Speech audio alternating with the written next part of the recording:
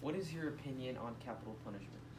Well, my thoughts on capital punishment, not my opinion, but my thoughts on capital punishment come from the teachings of the Catholic Church. Uh, we have what is known as the consistent ethic of life, which means we can't pick and choose, and we need to stop. Consistent ethic of life, and that means you can't pick and choose. So if we say that we are pro-life, which we do, many people think that's limited to several big issues, but it's not. To be consistent, we have to have the same approach to life all throughout this continuum from conception to natural death. So if we start picking and choosing which issue of life, then we're inconsistent.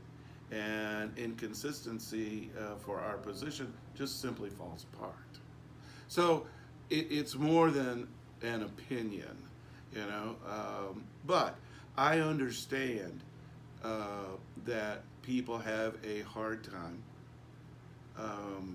reconciling the idea of choice and consequence. If somebody makes a horrific choice, then many people think the horrific consequence ought to be capital punishment. And I understand that. And I understand that it's very hard to believe. Nowhere in the consistent ethic of life or our approach to capital punishment does it say the offender should not be punished. Offenders have consequences, absolutely. But taking a life is not a justifiable consequence. How does capital punishment go against social justice?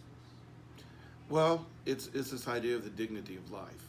The very first principle, theme of Catholic social teaching that sort of is the foundation of everything else is life and dignity of the human person. There is nothing dignified about taking a life. So we've got to recognize that we're all created by our Creator, and we go back to our Creator at His will, not ours. And so the idea that it's okay violates many of the principles of Catholic social teaching, but I think the easiest one to recognize is life and dignity of the human person. Flies in the face of it. It ignores it. It rejects it. And so when we take life, when we disregard life, when we devalue life in any way, shape, or form, then we're not holding up our God-given human dignity. And our God-given human dignity is shared. So if I think because I am a child of God, I deserve certain things, well, so are you. You're a child of God, and you deserve the exact same things. I'm no different than you are. I'm not any more special than anybody else. And so if I deserve dignity, then so does everybody else. And that's what I need to afford to other people, whether I like them or not, whether I like what they've done or not. The idea is I've got to do everything I possibly can to afford other people, all other people, dignity, God-given.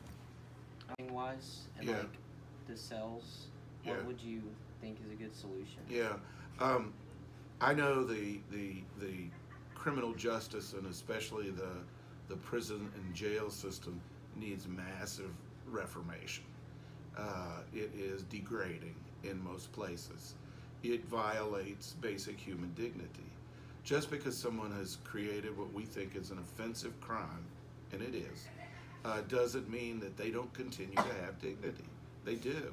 And if we warehouse people, if we treat them like animals, then we are basically doing something akin to what they did. They deprive somebody of their dignity. So as their punishment, we're doing the same thing. We could do better. Our criminal justice system, needless to say, because it's administered by fallible human beings, regular people who make mistakes. I mean, that's what we need to do. We need to look at it, the whole system, and recognize that there are things that need to be changed. If we quit treating people like lesser than, maybe people will quit acting lesser than. Would you say capital punishment is in a line or parallel to the Hammurabi Code, an eye for an eye? Well, you know, eye for an eye gets a lot of play, and it probably comes, you know, from some of that.